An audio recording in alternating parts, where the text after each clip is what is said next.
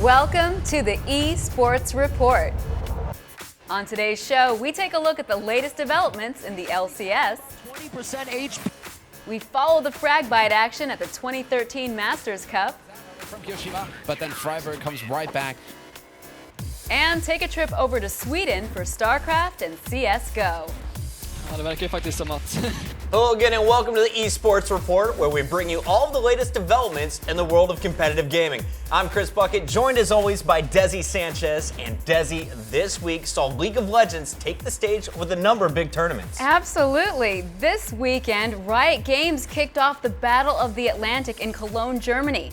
In addition, 3 European amateur teams collided against the 6th through 8th ranked European teams from Season 3 in the EU LCS for a chance at playing in the upcoming Season 4 Spring Split. And finally, the North American Challenger League concluded after 2 straight months of play. The top 5 teams from the NA region faced off against their EU counterparts across the pond in Riot's Battle of the Atlantic. The tournament pits LCS teams from both regions against one another to see which has spawned the very best players in the game. Play kicked off Saturday with North America's Dignitas versus the recently renamed Alliance representing Europe. Alliance dominated Dignitas and went on to end the game with a poorly mannered fountain stall, highlighting just how mismatched the two teams were. Alliance later issued a public apology for the play. Team Solo Mid showed similar dominance over the completely new Lemon Dogs roster, earning 2 points for NA to take the lead 2-1. I think they have potential. Lemon Dogs, they have shown that they aren't that bad, and a little bit more work, and they probably could be a top LCS team. Play resumes Friday with CLG taking on Alternate and culminates in a rematch of the World's quarterfinal with Cloud9 and Fnatic on Sunday. Out of the challenger scene, Copenhagen Wolves, KMT, and Super Hot Crew XD rose up for a chance to be in the EU LCS for Season 4. The biggest surprise came Sunday as KMT swept the much-favored NIP roster to qualify for the upcoming season. Alongside KMT, Copenhagen Wolves replaced Meet Your Makers, but SK Gaming hold on to their spot with a 3-2 defeat of Super Hot Crew XD. And to fill the off-season, the North American Challenger League was assembled, where the top 10 teams without a guaranteed LCS spot gathered to compete. This included summer split teams Curse, Coast, and Velocity Esports. After 2 months of round-robin play, Coast and Complexity emerged above the competition in the postseason playoffs to meet in the finals. Despite Complexity leading early, some miscommunication in a team fight turned Game 1 in Coast's favor. The two teams then traded Games 2 and 3 to move the series to 2-1. They want to go for champion kills. Mega Zero goes in, gets caught out once again, picked up before the fight even starts. Now it's Ninja Cat running in, going down, taken away. Once again, there's no team fight there. Shifters Ari got off to a great start in Game 4 to help Coast lock up the series and secure the title of NACL champions. Congratulations to Team Coast on their victory. And in order to get some expert insight on all of the League of Legends activity last week, we sat down with Riot's own Trevor Quickshot Henry. Hey guys, my name's Trevor Henry, also known as Quickshot. I am a full-time shoutcaster for Riot Games, covering the awesome League of Legends. The 2 key elements that determined the 3-0 victory for KMT was that KMT played patiently and controlled, which is something that a lot of amateur teams don't execute very well. And at the exact same time, the Ninjas in Pajamas, with a relatively untested roster, simply didn't have in-game leadership to make decisive calls. They could have been making bad calls and committing to fights and objectives, but simply no calls were being made. The Lemon Dogs as a team has far more weaknesses than strengths at this point in time. The performance that we've seen against TSM in the Battle of the Atlantic was abysmal, to say the least. I feel that their picks and bans were incorrect and they were making assumptions that don't necessarily fit the meta. I feel the decision making in game was problematic and they weren't adjusting to their opponents. So going into the LCS, if the roster sticks together and the Lemon Dogs are committed to developing this team, they have to learn a lot of the basics. They have to practice their 2v1s. They have to get up to speed with champions, picks and bans and current meta trends, and they really have to play the catch-up game before they're going to be any sort of threat to the current LCS teams. The biggest surprise from last weekend's Battle of the Atlantic and LCS promo series has to be Ninjas in Pajamas completely crumbling under the pressure. I feel like a lot of the games where the predictions were made ended up coming true. SK versus Super Hot Crew was going to be the closest match. It went 3-2. Alliance stomping Dig was predicted and TSM stomping Lemon Dogs was predicted. But nobody predicted Ninjas in Pajamas going completely the opposite direction. A lot of the pros we spoke to leading up to it said this is going to be NIP winning 3-0. And after talking to the players, realizing the pressure got to them, the weight of potentially losing their jobs, and unfortunately having all the roster swaps of losing to Fisio and losing Bjergsen, it counted against them. TSM has 100% improved their roster. There's no doubt in my mind that the inclusion of Bjergsen to replace Reginald is a step in the right direction. Bjergsen does many of the same things that Reginald does. He can split push, he can play all in assassins, but he also adds to the champion roster that TSM can draw from in the mid lane. Their rotations were good, their calls were good, their in-game decision making was superb. And I feel like if TSM can continue channeling that style of play, they are going to be a massive threat in the North American LCS next year. And I am officially going on record to say that I think Cloud9 may want the win more, and my gut is telling me that they have a good chance at taking Fnatic out. Thanks for chatting. If you guys want to follow me or hear more, feel free to follow me at Riot Quickshot on Twitter. Nice, that's kind of a bold prediction. Cloud9 over Fnatic. He's a smart man. Well, guys, this weekend, Challengers Determined Gaming, The Walking Zed, and Cognitive Gaming face off against Season 3 LCS teams Evil Geniuses, Coast, and Curse to determine who will represent the league in Season 4.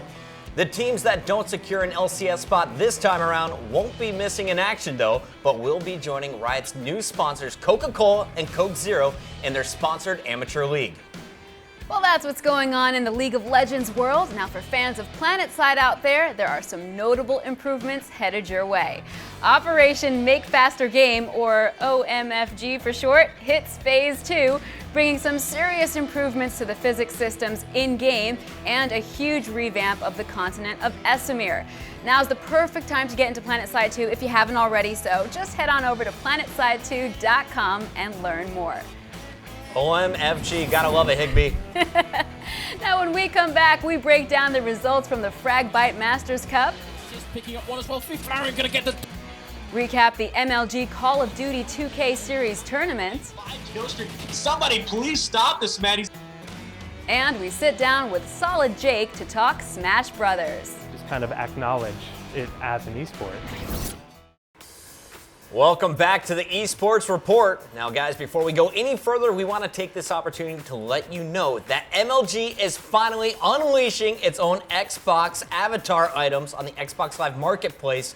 Make sure to pick up your MLG avatar t-shirt as well as an MLG main stage set complete with Pro Circuit trophy and animation. Look at this little guy. He's so cute. Aw. You know you want one, Desi. I'm gonna get 5. Number 1, trophy party. Yeah, go download those, guys. Anyways, moving on. Last weekend, the 2013 Fragbite Masters Cup was held, featuring top-level play in Dota 2 and Counterstrike Global Offensive. On the Dota 2 stage, Fnatic and Alliance squared off in a clash with the Titans for the title of champion. Alliance has been the most successful Dota team in 2013, taking home 6 first-place finishes in premier tournaments heading into the Fragbite Finals. Fnatic had 5 top 2 finishes to their name in 2013 and gave Alliance all they could handle in the highly anticipated match. The two teams battled back and forth through the best-of-3 series. While Fnatic took a small lead after the laning phase in Game 3, Alliance proved too strong in the team fights and edged out a 41-minute victory with a kill score of 25-19. Alliance takes home over $15,000 for their effort, while Fnatic will walk away with $7,800. All right, Alliance showing them how it's done. Meanwhile, over in the world of fighting games, the best players from around the world gathered in San Francisco for the day-long marathon known as the Capcom Cup. The tournament featured Street Fighter vs. Tekken, Marvel vs. Capcom 3, and Super Street Fighter 4 Arcade Edition, with 20 grand up for grabs across all 3 games. EVO champion Infiltration claimed the first win of the day in Street Fighter vs. Tekken, going completely undefeated in his run to the finals, finishing off with a 3-0 win over Tampa Bison. NY Chris G took home the Marvel vs. Capcom title, while Sokka put on a crowd-pleasing performance and won in dominating fashion to take the Arcade Edition trophy. He goes for the shenanigans, and he's got it from the front. Sokka no go! He takes Capcom Cup 2013 in dominating fashion. At the end of the day, Infiltration walked away with 6 grand, while Chris G and Sokko took home $3K each. Taking a look at Call of Duty, in this weekend's MLG 2000 series, we saw Curse Las Vegas meet Complexity in the finals. With former Impact teammate Killa Nui on Curse and Karma on Complexity, this was a reunion of the COD World Championship roster and a rematch of the Complexity versus Impact rivalry. After Complexity took Game 1, Curse looked poised to take Game 2, Search and Destroy, on Sovereign, but Karma had other plans. Here we go. Let's get on board with Karma. This has been the Miracle Maker in the last pass. Actually, I guess you could say 3 rounds. Karma is going to spot him. A little bit of hit fire there. Don't know why he did that, but he's going to go ahead and try to recover. Spots him. Oh, does not get the kill. Miracle's able to get him, but doesn't have time for the defuse. Nah, yeah, he didn't have time for the defuse. So, yeah, smart play. Karma shot those shots, kind of baited him out. Complexity claimed the W this week and the lion's share of the pro points. Curse Las Vegas, Dare 2K, and Envy round out the top 4. And switching gears, it's been a banner year for Super Smash Bros., with a highly praised documentary being released and numerous tournaments still going strong. We sat down with Solid Jake Kulinski to discuss the recent developments. So I'm Solid Jake Kulinski. I've worked with the Smash community since 2006. I started out as a player, like most people do, and I started running my own events. Major League Gaming brought Smash Bros. On in 2004. Esports really wasn't a thing at the time, and MLG was really just Halo 2 and Smash Bros. At the time. The end of 2006 was really good and really exciting for the community. It really felt like things were going to be great. And then in 2010, they decided to bring Brawl on the circuit. We had a lot of good attendances. We had, people, maxing out the bracket. I think at 2 of our events were just about capped. It was a pretty healthy relationship for a good year, but it was short-lived and they decided to part ways. So in 2013, the community really came together to bring Smash Bros. To a larger stage. EVO 2013 was that stage. EVO put up a poll on Facebook basically asking, what game do you want to be in our final slot for the event? But basically Smash Bros. Just, Melee specifically, destroyed everything. It just completely obliterated all the other tournaments. To the point where EVO came out and said, no, you guys cheated. You guys must have used bots. This can't be legitimate. We're not going to use these votes. Instead, we're going to do a donation drive. I started off, I think, with 3rd strike and lead, and Melee was pretty consistently up there. But the big obstacle ended up being Skullgirls. But the Smash community really came together, and they did what they call the Spirit Bomb, where they all got together and they ran the show on Skype, and they literally said, throw your hands in the air. It was corny but awesome, and it worked. They raised the money, and they earned that spot, and the community celebrated like none other before. I think there was around 700 entrants at the EVO tournament, and they proceeded to break EVO's records on stream. The other big event in 2013 was probably the release of the Smash documentary. The documentary basically follows 7 pro players that have played throughout the years of Melee. And the release of this documentary brought back a lot of nostalgia in a lot of people. Like, for example, DJ Weed, probably knows little to nothing about Smash Bros., but I know he watched the documentary. And I know he was blown away by it. And guys like that, guys that have been involved in esports, but never really had time to look at Smash, they really got to see what the community is all about and how strong it is 12 years later. to really just kind of acknowledge it as an esport. Personally for me, I was completely blown away. I mean, it's a big part of my history. So we're actually going to be doing a show here at the MLG headquarters where we're going to be broadcasting the entire marathon. We're going to be interviewing a lot of familiar faces, and we might have some show matches with it as well. So it's going to be a lot of fun, and I'm personally like incredibly excited. And that's going to be December 21st at 2 p.m. So you should definitely check it out. I mean, we might have some of the legends that have been around the community over the years. So December 21st, 2 p.m., MLG.tv. Check it out. Awesome. Seems like Smash is making a big comeback. Yeah, it's pretty awesome to see this amazing community rallying behind the game they love. Smash Marathon this weekend on Saturday. I know what I'm doing this weekend. It's going to be a fun time. Gotta watch it. Now, when we come back, we'll be bringing you the latest StarCraft news from Team Story Cup. To be honest, and we are very happy with our team now. We'll take a look at Naniwa's recent results in Sweden. And of course, Puckett will break down the top 5 plays from this week in esports. Don't go anywhere. 5 moments. Welcome back, everyone. The 3-month-long Acer Team Story Cup season came to a close this weekend in Germany. The 4 top-seeded teams from the regular season, Acer, Western Wolves, Axiom, and Liquid, made it into the playoff stage to fight for the $10,000 first prize. The finals came down to Acer and Axiom. Now, despite Nurchio's absence, Acer rolled to a 5-1 victory over their partner team thanks to their 2 Terran aces. Innovation took the first 2 games in the series, then lost to Crank. But MMA came in and took 3 straight games to secure the win for his team. GG being called. I say once again hi to Nurchio. And please bring the trophy for Team Acer, the winner of the Acer Team Story Cup Finals powered by Intel. Congratulations to Acer for the win and the $10,000 first place prize. Now, Sweden is a country known for its esports enthusiasm, and one of its biggest national tournaments, the Svenska Esports Cup, entered its grand final stage last weekend. On the StarCraft 2 side of the event, Naniwa was looking to end 2013 on a high note with his first win since June. His opponent was Bishu, who took first at a Svenska Cup event earlier back in May. The best of 5 series featured some insane finishes, including a proxy gateway build from both players that ended in a base trade with probes. Naniwa was able to persevere through the madness and take the series 3-1, securing the $20,000 first place prize. Congratulations to Naniwa for finishing 2013 on a definite upbeat. Now, meanwhile, StarCraft 2 wasn't the only game going on at the Svenska Cup. Sweden's always been big on supporting Counterstrike, and this weekend saw some incredible CSGO action, with Ninjas in Pajamas taking on LGB eSports. All 3 sets in the finals went to at least 29 games. LGB took control of the series with a 16-14 win in the first set, but NIP won the next 2, including an epic 15-15 match point win in the second set. NIP sits solidly at first place, followed by LGB eSports, with SK Gaming and Oligon tying for 3rd.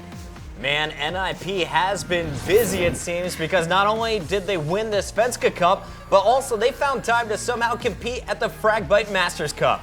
The team is one of the biggest names in Counter-Strike, and they found themselves back in the finals at Fragbite. There they faced Clan Mystic, who came into the match as one of the dark horses of the tournament. The 2 teams had never faced each other in the finals of a tournament, and NIP set the tone early by jumping out to a 10-1 lead in the first set. After closing that out at 16-3, NIP had a little more trouble in the second set. They were only ahead 2 rounds at the half, but managed to get on another roll and take the series with a 16-9 win. Some really incredible play there from the legendary CS team. They take home first place over Mystic, LGB Esports, and Team UG.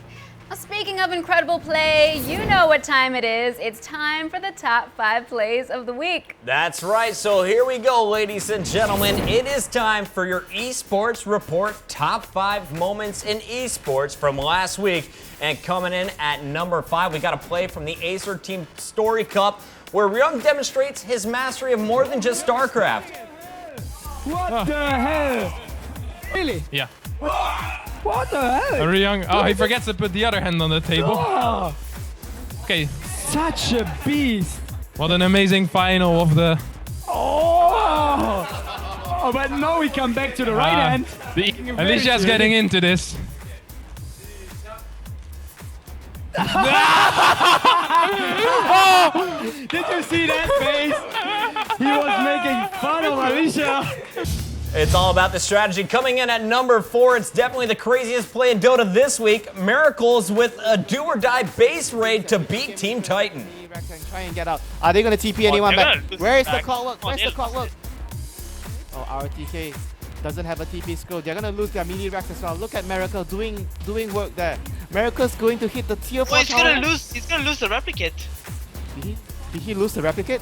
Yeah, Oh, boy. he did. But he says a TP up. He doesn't look like he's gonna come back. He's gonna go for the tier 4 towers here. Miracle going to do work here. Going to try and end the game. Has no TP. He's TP. going to try and end the game. He's going to try and end the game. KOXY just buys back. They want to buy as much time as possible for There's Miracle. No TPs on him. Miracle's He's going for the throne. He's porting out, but Salah, he gets hooked. Oh no, Salah gets hooked. Oh boy, Miracle's going to finish the throne. Miracle's going to take the throne. He's going to take the throne. Throne down to 1000 health. Throne down to 900 health. RTK comes back. Wave forms away. 300 health, 200 health. Oh my god. Some ridiculous there at number 4. At number 3, TSM takes on the Lemon Dogs in a 2v4 team fight with an impressive show of skill. They are going to put it to a 2v1. Tibbers is chasing as well, and it's going to be Sirius always there in the last moment. Sirius to save Crazy Caps, and he does. Flashes over the wall. How is he 2v1ing with a Tibbers on his back as well? Wild Turtle finally picks up the kill. I'm so fresh now to try his hand. The blue buff is there. He gets a punch. Ask questions later. Turtle's going to have the red buff proc on. No, actually, the red buff wears off. The blue buff is only there, and he may be able to kite it. Wow, the kill goes down, and the Siege Minion. Blue Minion OP. That's TSM for you. Check out my boy Crim6 in Call of Duty here at number 2. He's in total beast mode for this killing spree.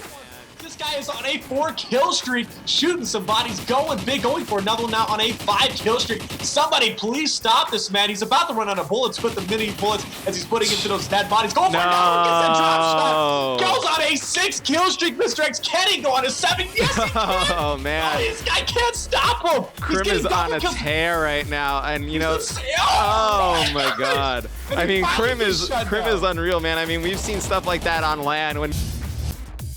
And the number 1 play this week comes from Super Smash Bros. At the Kings of Cali event produced by VG Bootcamp, when Fly Amanita has an unbelievable comeback to beat Silent Wolf Star Fox. For more great Smash content, go to youtube.com/videogamebootcamp. He's got an up air. Oh, the dashes. Is Nana dead? Nana's dead. Nana's dead. Yo, if he comes back with the Sopo, he's the man. I'm calling it right now. It's going to be super hard. Ooh. Oh, wait a minute. Wait a minute. Wait. Oh, he's coming back with the Popo. Oh, what? No. Oh, are you serious? No. Oh, my God. No. He's doing it. No. No way. No freaking way. No, man. Is that it? No, he's living. No. Oh, my God. What is happening? Oh. He teched it. Oh, my God. Crazy. No. Oh, what is happening? That's it. Oh. They arrest him. That's going to do it for this top 5. Join us next week and check out our YouTube channel at youtube.com/Major League Gaming. Nice, some great play there from Fly Amanita, and not too shabby technique from Ryung as well. Yeah, he's a little bit of a cheater, but... Well, let that be a lesson to all prospective arm wrestlers. Cheaters sometimes win. He's got good strategy. All right, well, that about wraps it up for this week. I'm sure everyone at home is going to have a very happy holiday, but you know, esports never goes on vacation. So here are some tournaments coming up this week that you don't want to miss. That's right, of course, we have ESL's Go for SC2 tournament happening on Christmas Eve. Star Ladder continues its wildly popular Season 8 league all next week. And looking a little bit down the road, we have UMG Philly happening in January with the best Call of Duty teams in America competing there. So make sure you tune in for that one. Good stuff. Thank you again for watching the eSports Report. From everyone here at MLG, happy holidays, and we'll see you again next Thursday at 7 p.m. ET right here on MLG.tv.